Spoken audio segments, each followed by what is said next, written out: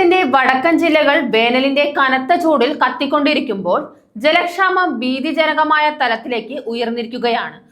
ഒരിക്കൽ പുഴകളും തോടുകളും നിറഞ്ഞൊഴുകി ജീവന്റെ സ്പന്ദനം പകർന്നിരുന്ന ഭൂമി ഇന്ന് വരൾച്ചയുടെ കടുത്ത പിടിയിൽ ഉണങ്ങിപ്പോകുന്ന കാഴ്ചയാണ്.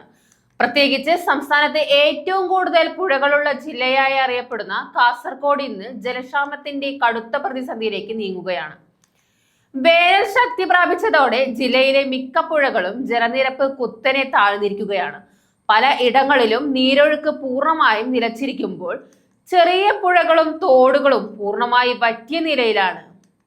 ഏതാനും മാസങ്ങൾക്ക് മുമ്പ് നിറഞ്ഞൊഴുകിയിരുന്ന പുഴകൾ ഇന്ന് വെറും മണൽത്തിട്ടകളായി മാറിയിരിക്കുന്നു. ജീവിതത്തിന്റെ അടിസ്ഥാന ആവശ്യങ്ങൾക്കായി പോലും വെള്ളം കണ്ടെത്താൻ നാട്ടുകാർ വലിയ ബുദ്ധിമുട്ടുകൾ നേരിടുകയാണ്. വറ്റി വരണ്ട പുഴകളിൽ കിണറുകൾ കുഴിച്ചാണ് കുടിവെള്ളവും കൃഷിക്കാവശ്യമായ വെള്ളവും കണ്ടെത്താനുള്ള ശ്രമം. എന്നിരുന്നാലും അതുപോലും പല സ്ഥലങ്ങളിലും പര്യാപ്തമല്ലാത്ത അവസ്ഥയാണ് വിദഗ്ധർ ചൂണ്ടിക്കാണിക്കുന്നത്. നിയന്ത്രണം വിട്ട മണൽ ഖനനവും പ്രകൃതി സമ്പത്തുക്കളുടെ ദുരുപയോഗവുമാണ് ജലാശയങ്ങൾ വറ്റിപ്പോകാൻ പ്രധാന കാരണങ്ങളിലൊന്നതാണ്. ശാസ്ത്രീയ മാനദണ്ഡങ്ങൾ പാലിക്കാതെ നടക്കുന്ന മണൽ നീക്കം ജലസഞ്ചയ ശേഷിയെ ബാധിച്ചുവെന്നാണ് വിലയിരുത്തൽ.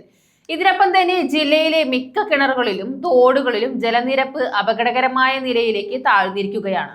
പല പ്രദേശങ്ങളിലും കുടിവെള്ളം എത്തിക്കാൻ വാഹനങ്ങൾ ആശ്രയിക്കേണ്ട അവസ്ഥയിലേക്ക് കാര്യങ്ങൾ നീങ്ങിക്കൊണ്ടിരിക്കുന്നു. പ്രതിസന്ധി നേരിടാൻ വിവിധ പഞ്ചായത്തുകൾ അടിയന്തര നടപടികൾക്ക് തയ്യാറെടുക്കുകയാണ്. ടാങ്കർ ലോറികളിലൂടെ കുടിവെള്ളം വിതരണം ചെയ്യാനുള്ള പദ്ധതികളും മറ്റ് ഇടപെടലുകളും നടപ്പിലാക്കാനുള്ള ശ്രമങ്ങൾ പുരോഗമിക്കുകയാണ്. എന്നാൽ ദീർഘകാല പരിഹാരങ്ങളില്ലാതെ ഇത്തരം അടിയന്തര നടപടികൾ മാത്രം പോരെന്ന ആശങ്കയും ഉയരുന്നു. മഴക്കാലം എത്തും വരെ ഈ ജലക്ഷാമം കൂടുതൽ രൂക്ഷമാകുമോ എന്ന ഭീതിയിലാണ് നാട്ടുകാർ.